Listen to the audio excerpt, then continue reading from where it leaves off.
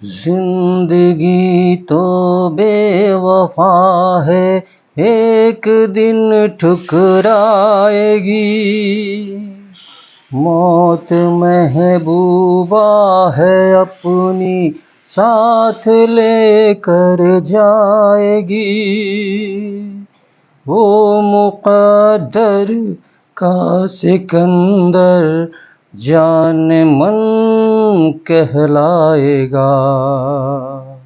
रोते हुए आते हैं सब, हंसता हुआ जो जाएगा। Hello students, welcome to the my YouTube channel math and English का खेल। चलिए परसेंटेज से रिलेटेड यहाँ पे क्वेश्चंस को हम सॉल्व करते हैं। जो बच्चे वन डे कॉम्पिटिटिव एग्जामिनेशन की तैयारी कर रहे हैं या जो बच्चे परसेंटेज से रिलेटेड क्वेश्चंस को सॉल्व नहीं कर पाते हैं वे बच्चे भी देखेंगे। तो चलिए स्टार्ट करते हैं। यहाँ पे दिया हुआ है क्वेश्चन कि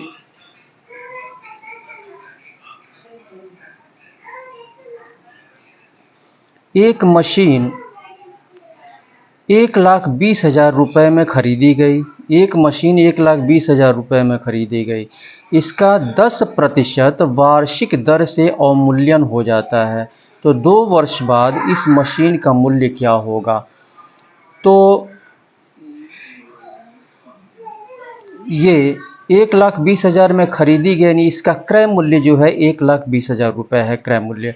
और 10% वार्षिक दर से, यहाँ पे कह रहा है वार्षिक दर से, यानी एक वर्ष में 10% वार्षिक दर से अवमूल्यन हो जाता है। यानी 10% वार्षिक दर से इसकी कीमत क्या होती है, यानी मशीन की जो कीमत है वह घट जाती है। तो 2 वर्ष बाद इस मशीन का मूल्य क्या होगा, ये हमको निकालना है। तो यहाँ पे एक फार्मूला होता है, इस फार्मूले को आप याद रखेंगे। टी वर्ष बाद अवमूल्य, टी वर्ष बाद अवमूल्य इक्वल टू ये क्रय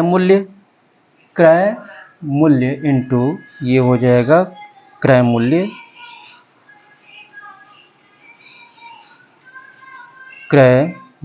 इंटू 1 माइनस आर, रेट है आपका, रेट अपॉन 100, और ये आपका टी हो जाएगा। ये इस फार्मूले का यूज़ करके हम यहाँ पे, तो टी वर्ष के बाद यानी 2 वर्ष बाद मशीन का मूल्य क्या होगा, टी वर्ष बाद अवमूल्य। तो यहाँ पे अवमूल्यन हो रहा है, 10% वार्षिक दर से अवमूल्यन हो रहा है।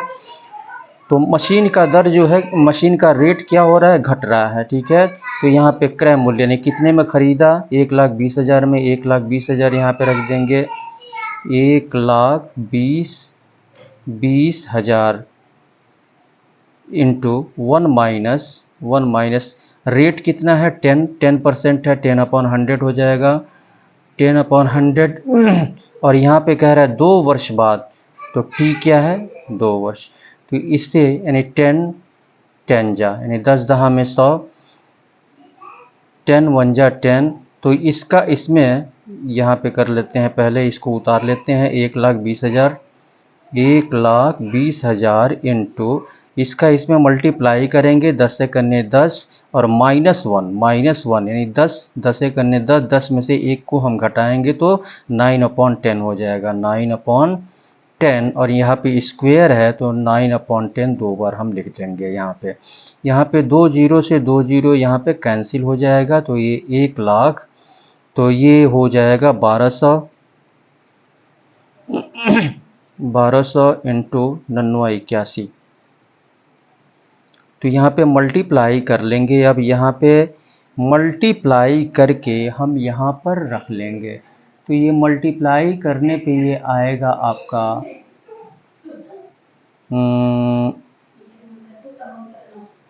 ये आ जाएगा, चलिए यहाँ पे मल्टीप्लाई कर लेते हैं। 2 1 8 दूनी 16, 8 एक अन्य 8 एक 9, 2 6 एक 7 9 और 2 0 है। तो ये हो गया आपका 97200। इतना रुपया हो गया, इतना रुपया, यानी 2 वर्ष बाद जो है 10% वार्षिक दर से अवमूल्यन के बाद जो है 2 वर्ष बाद इस मशीन का क्रय मूल्य हो जाएगा ये आपका 97,200 यानी 97,200 रुपये हो जाएगा। यही जो है आपका आंसर हो जाएगा। चलिए इसके बाद से हम अगले क्वेश्चन को सॉल्व करते हैं। इस क्वेश्चन को सॉल्व करते हैं। यहाँ पे दिया है एक कस्बे की जनसंख्या 1,76,400 है। इसमें 5% वार्षिक दर से वृद्धि होती है। 5% वार्षिक दर से वृद्धि होती है। फर्स्ट यहाँ पे दिया है 2 वर्ष बाद कस्बे की जनसंख्या कितनी होगी। सेकंड दिया है 2 वर्ष पूर्व कस्बे की जनसंख्या कितनी थी। तो यहाँ पे कस्बे की जनसंख्या यहाँ पे दिया हुआ है 1,76,400 दिया हुआ है और वृद्धि हो रही है 5% वार्षिक दर से वृद्धि हो रही है। एक वर्ष में 5% की वृद्धि हो रही है, एक वर्ष में 5% की वृद्धि हो रही है और वर्तमान जनसंख्या इतनी है। तो 2 वर्ष के बाद, तो ये पहला हम लगाएंगे यहाँ पे, तो एक फार्मूला होता है, यानी 2 वर्ष बाद जनसंख्या क्या हो जाएगी। 2 वर्ष के बाद जनसंख्या यहाँ पे formula P into 1 plus R upon 100 और ये आपका T हो जाएगा। तो इस फार्मूले का यूज़ कर लेंगे यहाँ पे 2 वर्ष बाद कस्बे की जनसंख्या। तो P यहाँ पे यानी वर्तमान जनसंख्या यहाँ पे कितनी है 1,76,400, 1,76,400 और प्लस इंटू 1 प्लस R यानी रेट कितना है 5 है, तो 5 अपॉन 100 हो जाएगा और 2 वर्ष के बाद कह रहा है तो यहाँ पे T जो है 2 हो जाएगा। इससे 5 1 जा 5 और 5 20 जा 100। अब यहाँ पे 1,76,400 इंटू 20 का इसमें मल्टीप्लाई करेंगे, 20 एक अन्य 20, यहाँ पे प्लस है 1 ऐड हो जाएगा तो 20 एक अन्य 20 और 21/20, 21 बटे और स्क्वायर है 21/20 गुणे 21/20 हो जाएगा। यहाँ पे 2 जीरो से 2 जीरो यहाँ पे कैंसिल हो जाएगा, 2 जीरो से 2 जीरो कैंसिल हो जाएगा और ये 2 दूना 4, 4 से क्या ये कटेगा, 4 तियाई 12 और 4 9 36, 4 एक अन्य 4, ये 2 दूना 4, 4 चौको 16, 4 चौको 16, 4 एक अन्य 4, ये कट जाएगा 4 चौको 16, 4 चौको 16 और 4 एक अन्य 4। तो ये हो गया 441 और 21 का 21 में मल्टीप्लाई करेंगे, ये कैंसिल हो गया है आपका। 21 का 21 में मल्टीप्लाई करेंगे तो ये भी जो है 441 होगा। अब 441 में हम मल्टीप्लाई कर लेंगे, 441 का 441 में हम मल्टीप्लाई कर लेंगे तो ये आएगा आपका 194481। ये मल्टीप्लाई करके आप देख लेंगे तो ये 2 वर्ष के बाद जनसंख्या ये हो जाएगी 1,94,481, 1,94,481। इस फार्मूले का यूज़ कर लेंगे, इस फार्मूले का हम यूज़ यहाँ पे कर लेंगे। इसके बाद से सेकंड कह रहा है 2 वर्ष पूर्व कस्बे की जनसंख्या, तो इसको यहाँ पे कर लेते हैं।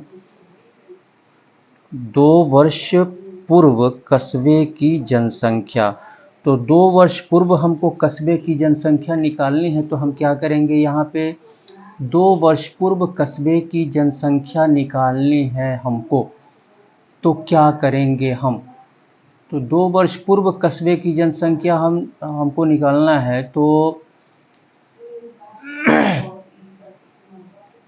तो यहाँ पे इसको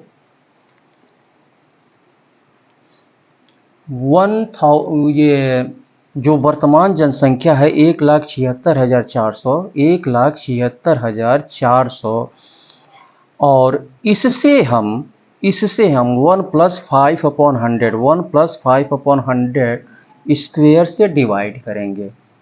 इस वर्तमान जनसंख्या को 1,76,400 को हम इससे डिवाइड कर देते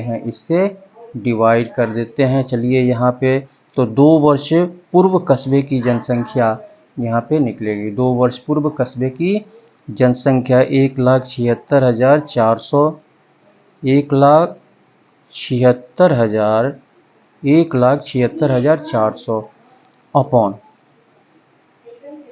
1+1+5/1 प्लस, और रेट क्या है आपका 5 है, 5/100, और 2 वर्ष पूर्व की बात कर रहा है तो ये 5 1 जा 5 और 5 20 जा, तो ये हो जाएगा 1,76,400।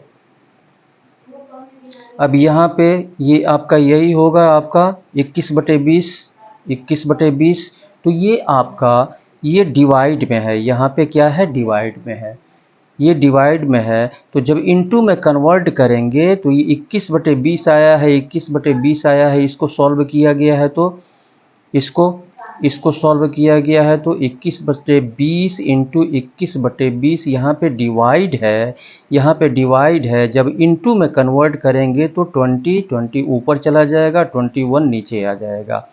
तो यहाँ पे हो जाएगा इंटू 20/21 इंटू 20/21। इसको सॉल्व करेंगे यहाँ पे तो 21/21 21 का 21 में अगर हम मल्टीप्लाई करें तो 441 होगा। 441 और 441 में 4 से अगर हम मल्टीप्लाई करें तो 4 1 4, 4 चौको 16, 4 चौको 16, इस तरह। तो ये आपका 441 ये 4 टाइम्स में ये कैंसिल हो जा रहा है। ये 4 टाइम्स में 4 और 2 जीरो है तो 2 जीरो यहाँ पे रख देंगे हम।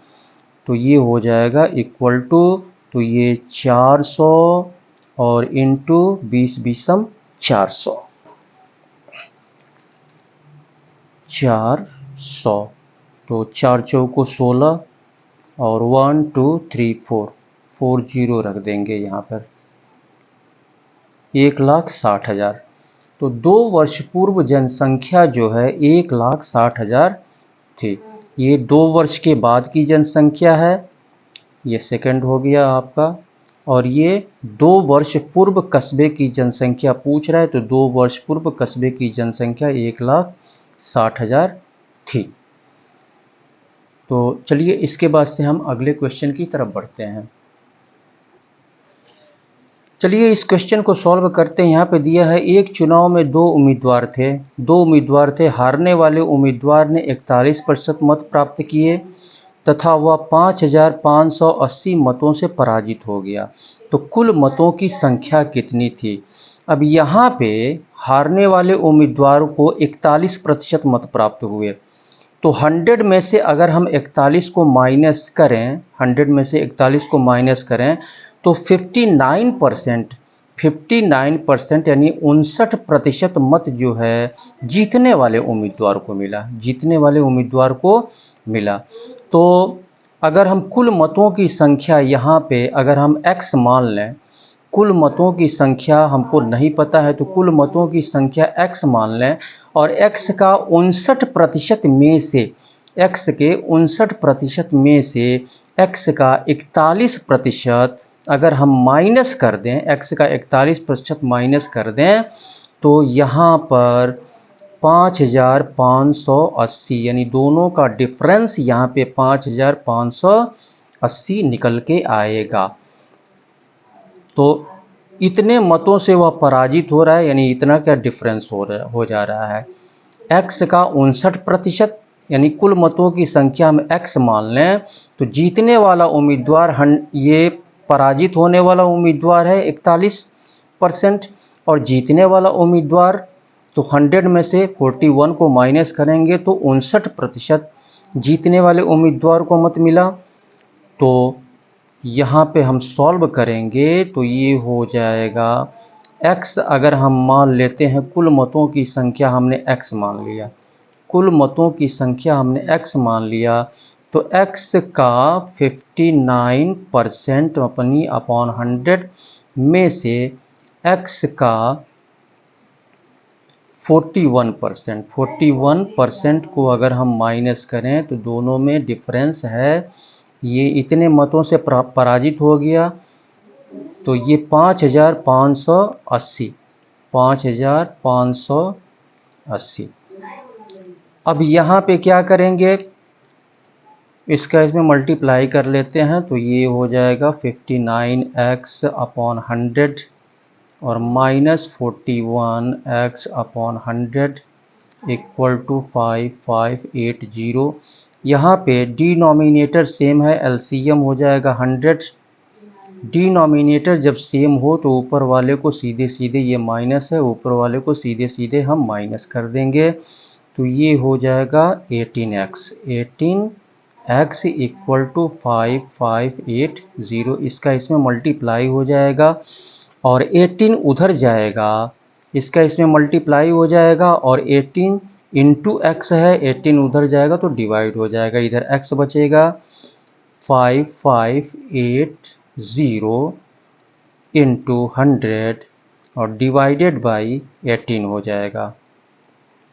18 तियाँ 54 और 18 करने 18 और 1 0, 310 यानी x इक्वल टू हो गया 31 1 2 3 30 1 2 3 0। तो यहाँ पे कुल मतों की संख्या हमने x माना है और x का वैल्यू यहाँ पे 31,000 आ रहा है, 31,000।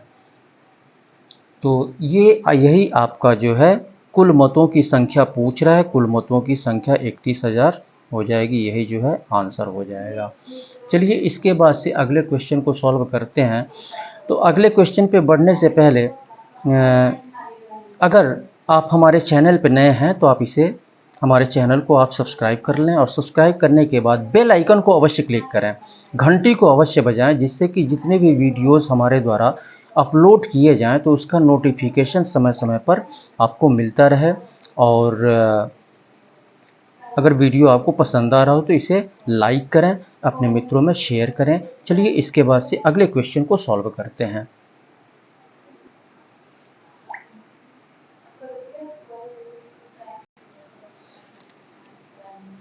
चलिए इस क्वेश्चन को सॉल्व करते हैं। यहाँ पे कह रहा है एक चुनाव में 2 उम्मीदवार थे, एक उम्मीदवार ने कुल वैध मतों के, यहाँ पे कह रहा है कुल वैध मतों के 55% मत प्राप्त किए तथा 20% मत अवैध घोषित कर दिए गए। 20% मत जो है अवैध घोषित कर दिए गए और कुल वैध मतों के 55% मत प्राप्त किए। यदि कुल मतों की संख्या 7,500 हो तो दूसरे उम्मीदवार ने कुल कितने वैध मत प्राप्त किए। तो यहाँ पे कुल मतों की संख्या यहाँ पे कह रहा है 7,500, कुल मतों की संख्या 7,500 कह रहा है। तो यहाँ पे अवैध मत कितने होंगे, पहले अवैध मत यहाँ पे निकाल लेते हैं। अवैध मत सॉल्व करेंगे यहाँ पे, चलिए यहाँ पे लिख लेते हैं अवैध मत, जिससे पता चलेगा अवैध मत। कुल मतों की संख्या 7,500 और यहाँ पे कह रहा है 20% मत अवैध घोषित हो गए।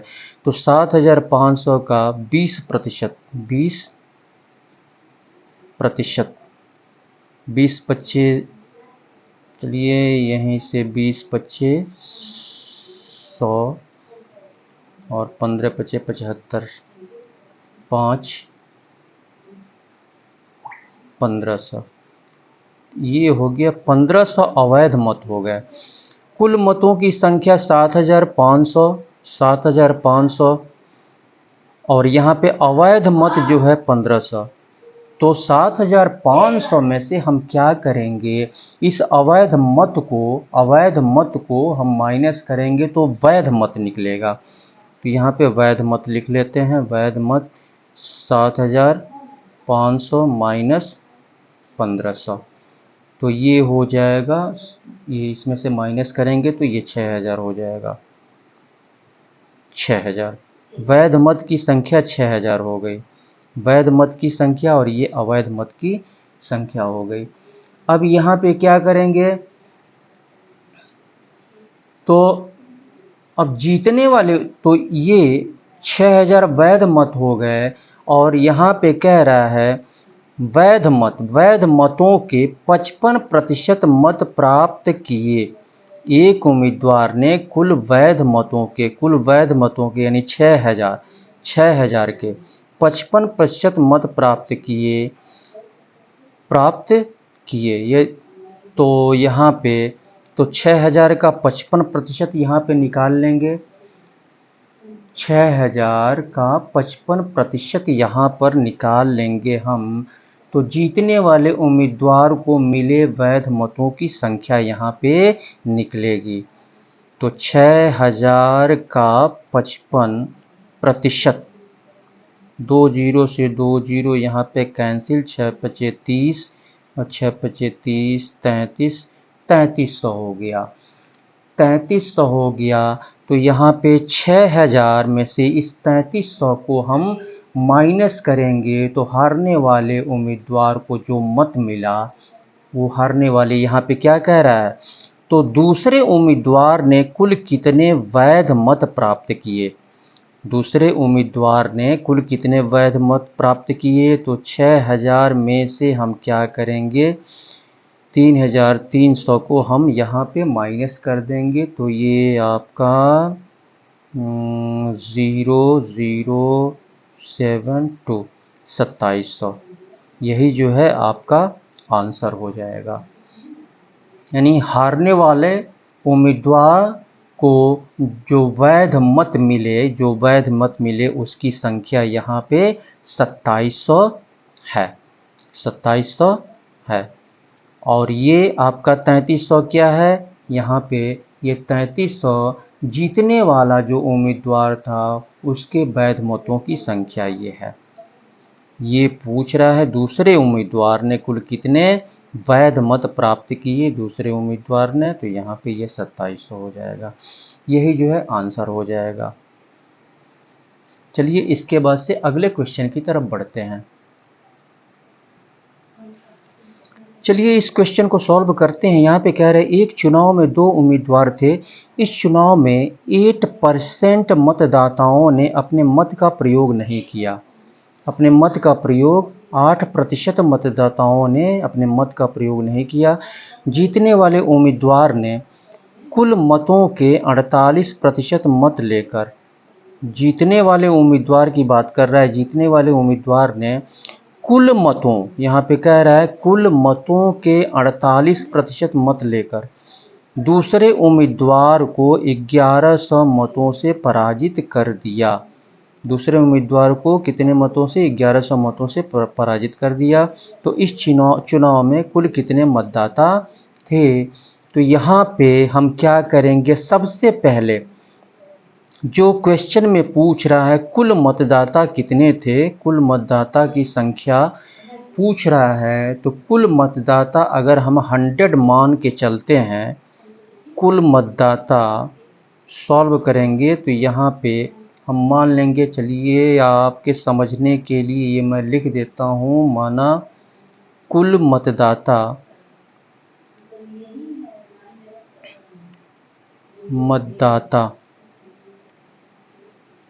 अगर 100 हैं, तो अब यहाँ पे कह रहा है इस चुनाव में 8% मतदाताओं ने अपने मत का प्रयोग नहीं किया। तो मत कितने पड़े, यानी 100 का 8% हम निकालेंगे तो 8 ही होगा। तो 100 में से 8 को हम माइनस करेंगे, 100 में से यानी कुल कितने मत पड़े, यहीं 8% मतदाताओं ने अपने मत का प्रयोग नहीं किया, तो 100 का 8% 8 ही होगा। तो तो 100 में से 8 को हम माइनस करेंगे तो जो कुल मत पड़े उस तो मत कुल पड़े 100 माइनस 8, तो ये हो जाएगा आपका 92 मत पड़े।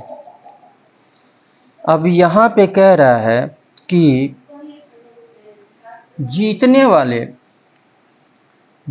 वाले उम्मीदवार को कितने मत मिले। यहाँ पे जीतने वाले उम्मीदवार ने कुल मतों के 48% मत लेकर, तो 100 कुल मतदाता 100 है, तो 100, तो यहाँ पे क्या करेंगे, पहले जीतने वाले उम्मीदवार को कितने, यानी 100 का 48% का मतलब 48 मत मिले जीतने वाले उम्मीदवार को।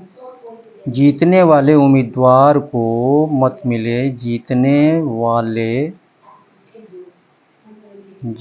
वाले उम्मीदवार को मत मिले 48 मत मिले। तो यहाँ पे कुल मत पड़े 92, कुल मत पड़े 92, क्योंकि 8% लोगों ने तो मत दिया ही नहीं, वोट दिया ही नहीं। तो जीतने वाले उम्मीदवार को इतना मत मिला।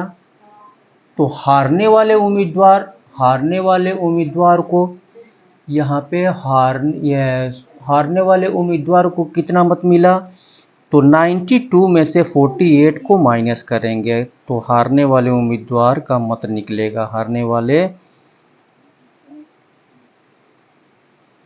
उम्मीदवार को मत मिले 92 माइनस 48, 12 में से 8 4 हो गया और 8 में से 4 यानी 44। हारने वाले उम्मीदवार को 44 मत मिले और जीतने वाले उम्मीदवार को 48 मिले। तो दोनों में डिफरेंस कितने का है, यहाँ पे डिफरेंस कितने का है, तो यहाँ पे 4 का अंतर, यानी मतों का अंतर केवल 4 का है। मतों का अंतर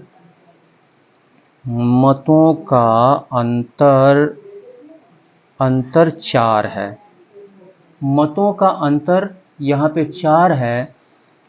तो कुल मतदाता, यहाँ पे मतों का अंतर 4 है, तो कुल मतदाता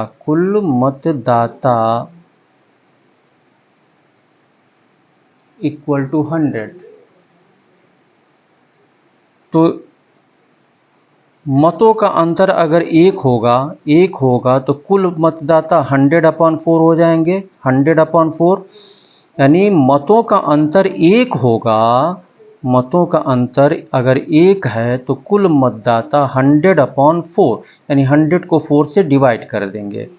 100 को 4 से डिवाइड कर देंगे अगर मतों का अंतर 1 हो जाए, कम हो जाए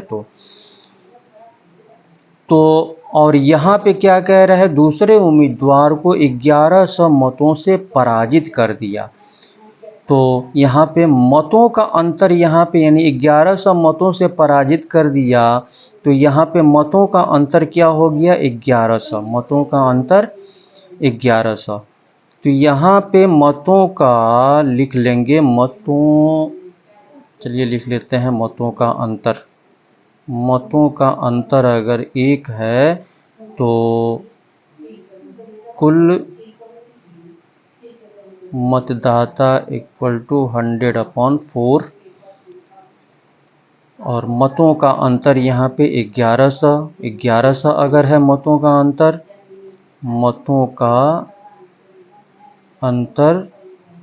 1100 है, तो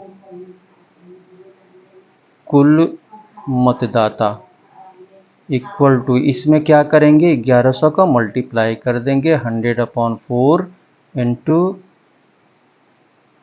1100।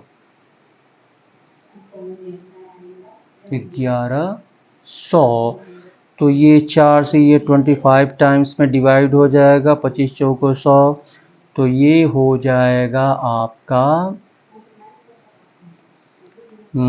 Equal to 25 into 1100।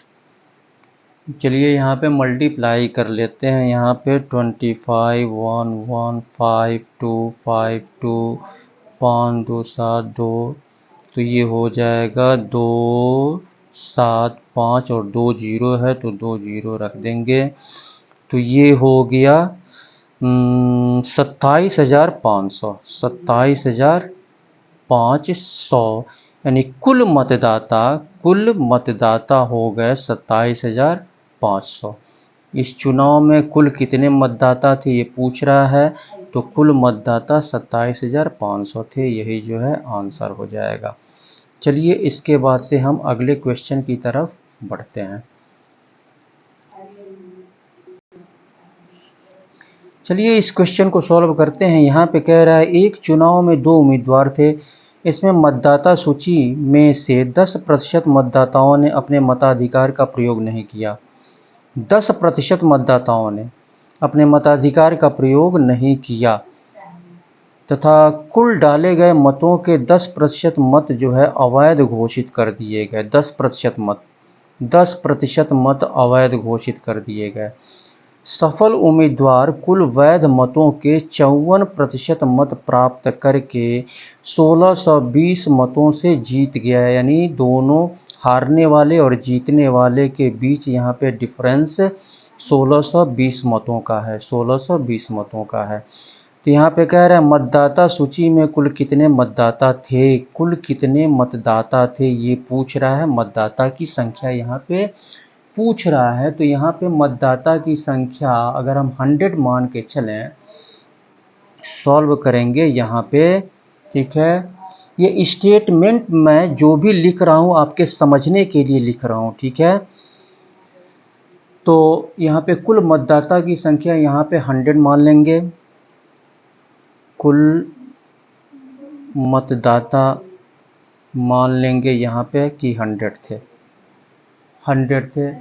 अब यहाँ पे कह रहा है इसमें प्रश्न में, इसमें मतदाता सूची में से ये कुल मतदाता 100 थे और मतदाता सूची में से 10% मतदाताओं ने अपने मताधिकार का प्रयोग नहीं किया। तो 100 का 10%, 100 का 10% 10 होगा। तो 100 में से 10 को माइनस करेंगे, 10 को माइनस करेंगे तो 90 लोगों ने अपने मत का प्रयोग किया। 90 लोगों ने अपने मत का प्रयोग किया। तो यहाँ पे डाले गए मत लिख लेंगे। डाले गए मत 100 और 100 का 10% 10, तो 90 लोगों ने अपने मत का प्रयोग यहाँ पे किया। अब यहाँ पे अपने मताधिकार का प्रयोग नहीं किया तथा कुल डाले गए मतों के, डाले गए मत 90 हुए, तो कुल डाले गए मतों के 10% मत अवैध घोषित कर दिए गए। अब 90 का इस 90 का 10% हम निकालेंगे। 10% मत जो है अवैध घोषित हो गए। तो अवैध मत कितने हो गए, अवैध मत यहाँ पे लिख लेंगे अवैध मत। तो 90 का 10%, 90 का 10%, 2 जीरो से 2 जीरो कैंसिल हो जाएगा तो यहाँ पे 9 हो जाएगा। अवैध मत यहाँ पे आपका हो गया 9। मत पड़ा इतना, मत पड़ा 90 और 90 में से 9 जो है अवैध हो गया। तो वैध मत कितना हो गया, कुल मतों डाले गए कुल मतों में से अवैध मत को माइनस कर देंगे तो वैध मत निकल जाएगा। 90 माइनस 9 यानी 81,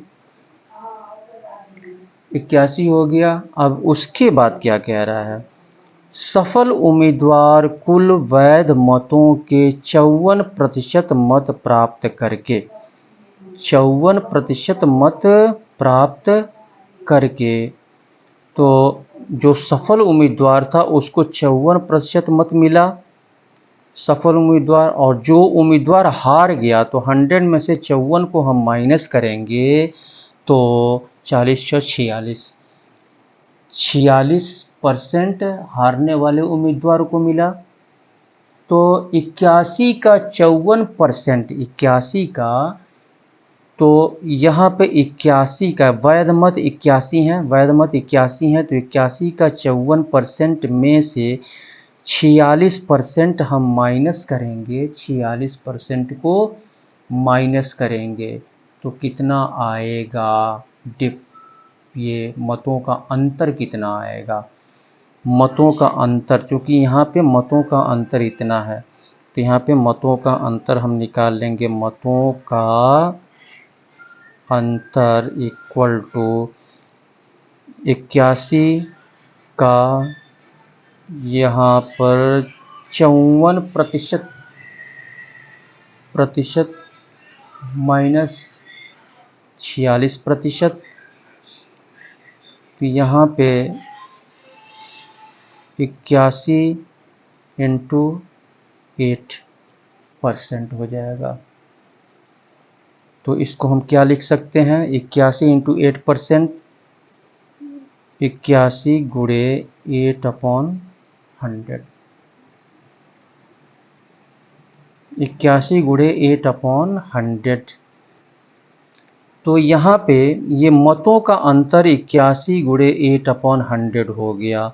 तो मतों का अंतर इतना है तो कुल मतदाता, कुल मत जो है 100 है, मतों का अंतर इतना पे कुल मत इतना है, तो कुल मत इतना है तो ये हो जाएगा। यानी इसको हम क्या करेंगे, तो यहाँ पे तो मतों का अंतर अगर एक हो जाए, मतों का अंतर अगर एक हो जाए तो 100 को डिवाइड कर देंगे इससे, 100 को इससे डिवाइड, इस पूरे से डिवाइड कर देंगे। मतों का अंतर अगर एक हो जाए तो इस पूरे से 100 को यानी कुल मतदाता को हम डिवाइड कर देंगे। तो उसके बाद से 1620, तो ये हो जाएगा यहाँ पर मतों का अंतर 1620 है, तो 1620 का इसमें मल्टीप्लाई, यानी इससे इसको डिवाइड कर देंगे और 1620 से मल्टीप्लाई कर देंगे। तो ये आपका इतना है, ये तो 100 ऊपर चला जाएगा, तो ये हो जाएगा यहाँ पे मतों का अंतर अगर 1620 है तो कुल मत कितना हो जाएगा, कुल मत की संख्या हमको निकालनी है, मतदाता कितने थे, तो यहाँ पे 100 इंटू 100 और ये इंटू 1620 का अंतर, 1620 का अंतर 81 इंटू 8। अब यहाँ पे आपका कटेगा, 2 एकड़ 2, 2 बटे 16, ये 20 बार में कट जाएगा, 20 बार में कट जाएगा, एक अंक से काट देते हैं तो 4 दूना 8 और 4 पचे 20 और 2 50 और 5 पचे 25,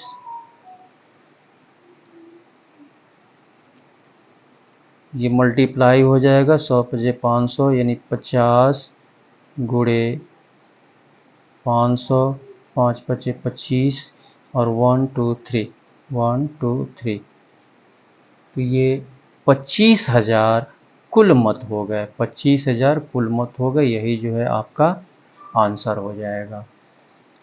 चलिए इसके बाद से हम अगले क्वेश्चन को सॉल्व करते हैं। चलिए इस क्वेश्चन को सॉल्व करते हैं। यहाँ पे कह रहे हैं मोहन के वेतन में 20% वृद्धि कर दी गई। बढ़े हुए वेतन को 20% कम करने पर, 20% कम करने पर, किसके बढ़े हुए वेतन को 20% कम करने पर मोहन को कितने % का प्रॉफिट अथवा लॉस, कितने प्रतिशत का लाभ अथवा हानि होगी। तो यहाँ पे मोहन का वेतन अगर हम 100 मान लेते हैं, मोहन का वेतन, सिंपल सा क्वेश्चन है, अगर मोहन का वेतन 100 मान लेते हैं तो यहाँ पे 20% वृद्धि कर दी गई, तो 100 का 20% निकाल करके 100 में हम प्लस कर देंगे तो मोहन का बढ़ा हुआ वेतन निकल जाएगा। तो 100 का 20% 20 ही होगा और 100 में 20 ऐड कर देंगे तो 120 हो गया। 100 वेतन था और 20% बढ़ोतरी के बाद उसका वेतन 120 हो गया, 120 हो गया। भाई 120 के बाद जो है यहाँ पे 20% कम करने पर, 20% कम करने पर बढ़े हुए वेतन 120, ये बढ़ा हुआ वेतन है, तो बढ़े हुए वेतन को 20% कम करने पर, तो यहाँ पर 20% अगर हम कम करते हैं तो कितना हो जाएगा 120। तो 100 में से 20 को माइनस करेंगे तो ये 80 हो जाएगा और 80/100 यानी परसेंट।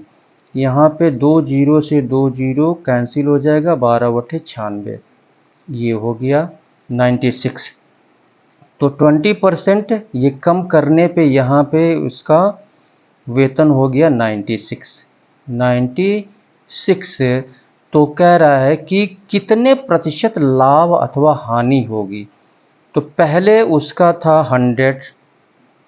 100 था और अब जो है पहले 20% बढ़ा तो इतना हो गया और फिर 20% कम हुआ तो 96 हो गया। तो यहाँ पे उसको प्रतिशत लाभ अथवा हानि क्या होगी, तो यहाँ पे क्या हो रही है, यहाँ पे तो यहाँ पे हानि हो रही है, तो कुल हानि यहाँ पे हो जाएगी यानी 100 माइनस 96%, तो ये हो जाएगा 4% आंसर। चलिए इसके बाद से हम अगले क्वेश्चन की तरफ बढ़ते हैं। इस क्वेश्चन को सॉल्व करते हैं। यहाँ पे कह रहा है एक वस्तु की कर की दर में 10% कमी कर दी गई, कर की दर में कह रहा है 10% की कमी कर दी गई तथा इसकी खपत में 10% वृद्धि कर दी गई, 10% की वृद्धि कर दी गई, इससे राजस्व प्राप्ति पर क्या प्रभाव पड़ा। ये पूछ रहा है कि राजस्व प्राप्ति पर क्या प्रभाव पड़ा। तो अब यहाँ पे एक वस्तु कि कर की दर में 10% कमी कर दी गई, 10% यहाँ पे क्या किया जा रहा है, कमी कर दिया जा रहा है। तो यहाँ पे और फिर कह रहा है कमी कर दी गई तथा इसकी खपत में 10% वृद्धि कर दी गई। तो यहाँ पे खपत अगर 100 इकाई हम मान लें, खपत यहाँ पर अगर हम खपत यहाँ पे अगर हम मान लें खपत 100 इकाई, खपत अगर हम यहाँ पे 100 इकाई मान लें और कर की दर, यहाँ पे कर की दर कह रहा है, तो कर की दर यहाँ पे 100 प्रति इकाई, प्रति इकाई यानी एक इकाई पर कर की दर 100। तो 100 इकाई पर कर की दर कितना हो जाएगा, कर की दर 100 इकाई पर, 100 इकाई पर तो 100 इंटू 100 तो ये हो जाएगा 10,000। कर की दर 100 इकाई पर कर की दर 10,000 हो जाएगा, 10,000। तो अब यहाँ पे नई खपत को हम देखेंगे। तो यहाँ पे खपत में 10% यहाँ पे वृद्धि कर दी गई है, तो नई खपत कितनी हो जाएगी, खपत पहले 100 इकाई हमने माना है और 10% की बढ़ोतरी हो जा रही है, तो 100 का 10% 10 होगा और 10 इसमें ऐड कर देंगे तो 110 हो जाएगा। तो नई खपत 110 इकाई, नई खपत यहाँ पे नई खपत इक्वल टू 110 इकाई। नई खपत हो गया 110 इकाई। अब यहाँ पे नई खपत 110 इकाई, तो नई दर यहाँ पे क्या होगा? तो नई कर की दर, तो नया कर का दर यहाँ पे क्या होगा? तो नई दर जो है यहाँ पे प्रति इकाई कितना होगा? प्रति इकाई यहाँ पे तो खपत में 10% वृद्धि कर दी गई, यहाँ पे एक वस्तु की कर के दर में 10% कमी कर दी गई। तो कर की दर यहाँ पे 100 प्रति इकाई हमने मान लिया है, 100 प्रति इकाई, और 10% कमी करने पे कितना हो जाएगा? 90 हो जाएगा प्रति इकाई नई दर प्रश्न के अनुसार। तो यहाँ पे नई दर यहाँ पर हो जाएगा 90 प्रति इकाई, 90 रुपीज़। चलिए यहाँ पे रुपीज़ लिख लेते हैं, 90 रुपीज़ प्रति इकाई। तो अब यहाँ पे तो प्रति इकाई, अब यहाँ पे कह रहा है प्रति इकाई का मतलब एक इकाई पे नई दर यहाँ पे 90 है, तो 110 इकाई पर तो कुल यहाँ पे दर कितना हो जाएगा? कुल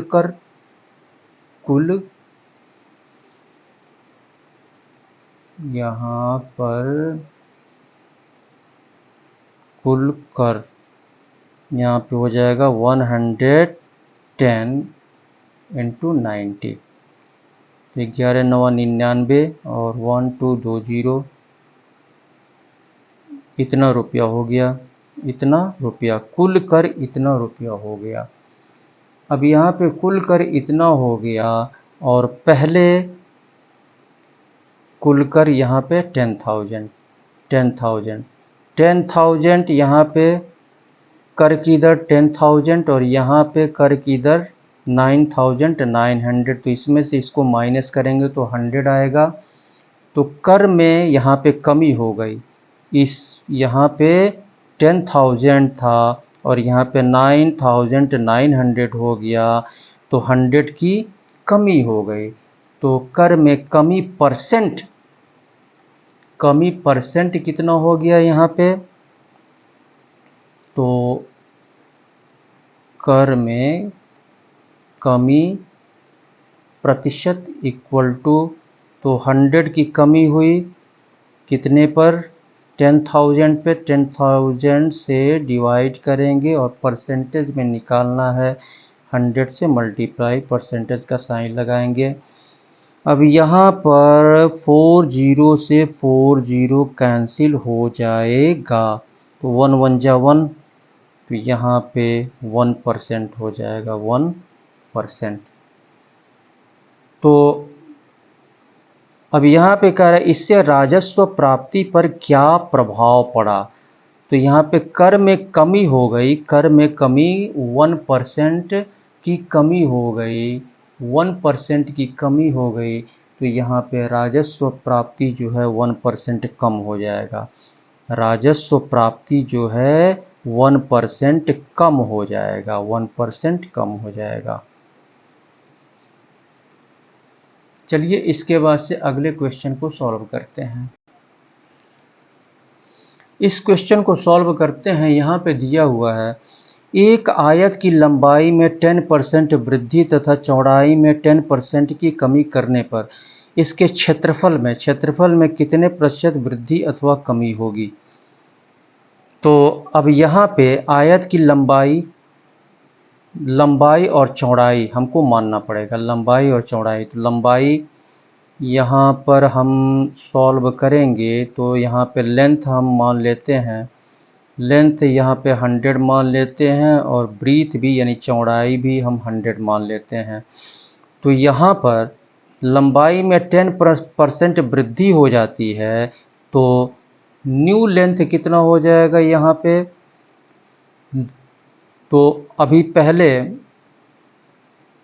यहाँ पर हम आयत का क्षेत्रफल हम निकाल लेंगे, यानी एरिया ऑफ रेक्टेंगल, आयत का क्षेत्रफल, एरिया ऑफ रेक्टेंगल, आयत का क्षेत्रफल इक्वल टू 100 इंटू 100, तो ये हो जाएगा 10,000। 10 आयत का क्षेत्रफल ये हो जाएगा 10,000। 10,000 ये आपका वर्ग, चलिए लिख लेते हैं वर्ग मीटर, मीटर में रख लेते हैं वर्ग मीटर। अब यहाँ पर नई लंबाई कितनी हो जाएगी, यहाँ पे नई लंबाई, न्यू लेंथ, नई लंबाई ये न्यू लेंथ यानी नई लंबाई 10% वृद्धि होता है तो 100 का 10% 10 होगा और 10 इसमें ऐड कर देंगे, 110 हो गया। और नया ब्रीथ यानी चौड़ाई कितनी हो जाएगी, यहाँ पे 10% की कमी हो रही है तो 10% की कमी हो रही है तो यहाँ पे क्या हो जाएगा आपका 90 हो जाएगा, 90। अब यहाँ पे न्यू लेंथ और न्यू ब्रीथ हो गया तो अब यहाँ पे नया आयत का क्षेत्रफल क्या होगा, यानी एरिया ऑफ रेक्टेंगल, आयत का क्षेत्रफल इक्वल टू 110 इंटू 90, 11 9 99 और 2 जीरो, इतना वर्ग मीटर। इसको वर्ग मीटर में रखा तो इसको भी हम मीटर में रखेंगे। तो यहाँ पे तो कह रहा है इसके क्षेत्रफल में कितने प्रतिशत वृद्धि अथवा कमी होगी, तो यहाँ पे 10,000 वर्ग मीटर क्षेत्रफल है और यहाँ पे क्षेत्रफल 9,900, तो कितने का अंतर हो रहा है, कितने की कमी हो रही है, 100 की कमी हो रही है और इसको परसेंटेज में हमको निकालना है। 100 की कमी हो रही है परसेंटेज में, यानी क्षेत्रफल में कमी क्या होगा, क्षेत्रफल में कमी परसेंट, तो कमी प्रतिशत, क्षेत्रफल में कमी प्रतिशत, ये क्षेत्रफल में कमी प्रतिशत ये निकल रहा है 100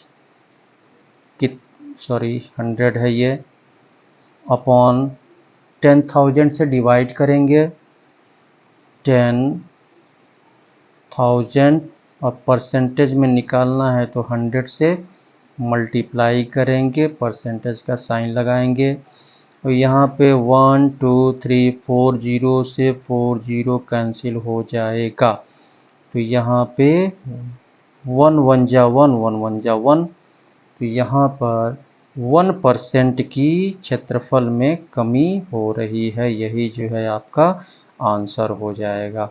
चलिए इसके बाद से अगले क्वेश्चन को सॉल्व करते हैं। इस क्वेश्चन को सॉल्व करते हैं, यहाँ पे कह रहा है चाय के मूल्य में 10% कमी होने के कारण ₹270 खर्च करने पर पहले से 250 ग्राम चाय अधिक आती है। चाय का पहले वाला भाव तथा नया भाव ज्ञात करें। चाय का पहले वाला भाव तथा नया भाव ज्ञात करना है। यहाँ पे कह रहा है चाय के मूल्य में 10% कमी, तो यहाँ पे चाय के मूल्य में 10% कमी, तो यहाँ पे चाय की दर हम प्रति किलोग्राम हम मान लेंगे, चाय की दर प्रति किलोग्राम हम मान के चलेंगे। चलिए लिख देते हैं चाय की दर प्रति किलोग्राम इक्वल टू ₹X मान लिया हमने। चाय की दर प्रति किलोग्राम यानी 1 किलोग्राम चाय जो है X रुपए में मिलती थी, अब यहाँ पे 10% कमी हो गई, X रुपए में मिलती थी, अब यहाँ पे मूल्य में 10% की कमी हो गई, तो नई दर कितनी हो गई, तो 10% की कमी हो गई, तो नई दर यहाँ पर हम निकाल लेंगे। 100 में से 10 को माइनस करेंगे तो x का 90%। 10 से 10 कैंसिल, यानी 9x/10 हो गया। तो चाय की दर यहाँ पे प्रति किलोग्राम x हमने माना था, और 10% की कमी हो रही है, तो नई दर यहाँ पे प्रति किलोग्राम 9x/10 हो गया। प्रति किलोग्राम यहाँ पे लिख दे रहा हूँ, प्रति किलोग्राम 9x/10। 270 खर्च करने पर, यानी 270 खर्च करने पर पहले से 250 ग्राम अधिक आती है। तो अब यहाँ पर 10% की जब मूल्य में कमी हो गई,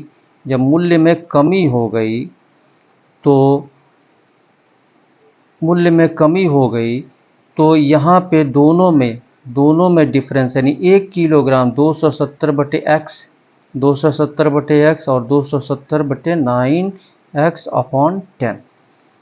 तो दोनों का अंतर यहाँ पे 250। तो पहले चाय की मात्रा 270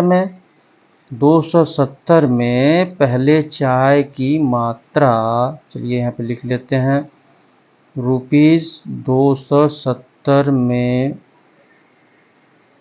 पहले चाय की मात्रा 270 को डिवाइड करेंगे, यहाँ पे प्रति किलोग्राम x है, x चाय की मात्रा इतना किलोग्राम हो गया। और फिर अब चाय की मात्रा, यानी 10% की कमी होने पर चाय की मात्रा, तो 270 में ₹270 में अब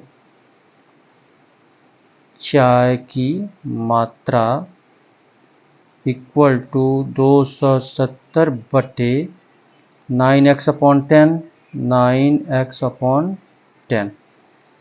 तो यहाँ पे डिवाइड है, इनटू में कन्वर्ट करेंगे तो ये हो जाएगा आपका 270, यहाँ पे डिवाइड है, इनटू में कन्वर्ट करेंगे तो 10 ऊपर चला जाएगा, 2x नीचे आ जाएगा। तो यहाँ पर 2 5 जा 10, तो ये हो जाएगा आपका 2 सत्ते 14, 2 दूनी 4, 1 540/x, 540। कितना हो रहा है, 2 × 5 = 10, 5 × 5 सत्ते 270 का ये कहाँ से आ गया, अच्छा 10 ऊपर चला गया, और ये सॉरी यहाँ पर 9x है, 9x। तो यहाँ से 9 × 27, 30 हो जाएगा, और 10 को रहने देते हैं, तो ये हो जाएगा 300/x। तो 270 में अब चाय की मात्रा 300/x किलोग्राम, 300/x किलोग्राम। और यहाँ पे 270 में पहले चाय की मात्रा 270/x किलोग्राम। तो यहाँ पर अब डिफरेंस यहाँ पे कितना हो रहा है, तो ये कम होने पे इतना, तो इसमें से इसको माइनस करेंगे, तो यहाँ पे 250 ग्राम चाय, 250 ग्राम चाय अधिक में आती है, 250 ग्राम चाय अधिक आती है। ग्राम में दिया हुआ है, ये ग्राम में दिया हुआ है, ठीक है। इसको किलोग्राम में, चूँकि ये किलोग्राम में है, ये भी किलोग्राम में है, तो इसको भी किलोग्राम में बदल लेंगे। तो 300 300 बटे x माइनस 270 बटे x इक्वल टू 270 300 बटे x 270 बटे x माइनस 270 बटे x और ये 250 ग्राम 250 ग्राम 1000 से 1000 ग्राम इक्वल टू 1 किलोग्राम। तो 1000 10 से 10 कैंसल और 25 से करने 25 25 चौको 100 यानी 1/4 हो गया ये 1/4। अब यहाँ पे इसको सॉल्व करेंगे तो x का एलसीएम x ही होगा, डिनोमिनेटर सेम है, इसमें से इसको माइनस करेंगे तो 30 हो जाएगा इक्वल टू 1/4 क्रॉस मल्टीप्लाई कर देंगे x तो यहाँ पे हो जाएगा x इक्वल टू 3 चौको 4 तिहाई 12 120 तो यहाँ पे x का वैल्यू आ रहा है 120। चाय की दर प्रति किलोग्राम हमने माना है प्रति किलोग्राम, चाय की दर x माना है प्रति किलोग्राम x और यहाँ पे प्रति किलोग्राम 120 रुपया निकल के आ रहा है। 120 रुपये में 1 किलोग्राम, 120 रुपये में यहाँ पे 120 रुपये में 1 किलोग्राम चाय मिलता था। तो यहाँ पे कह रहा है चाय का पहले वाला भाव और नया भाव ज्ञात करें। तो यहाँ पर कितना हो जाएगा 120 का, यहाँ पर x का वैल्यू रख देंगे 120, यहाँ पे नई दर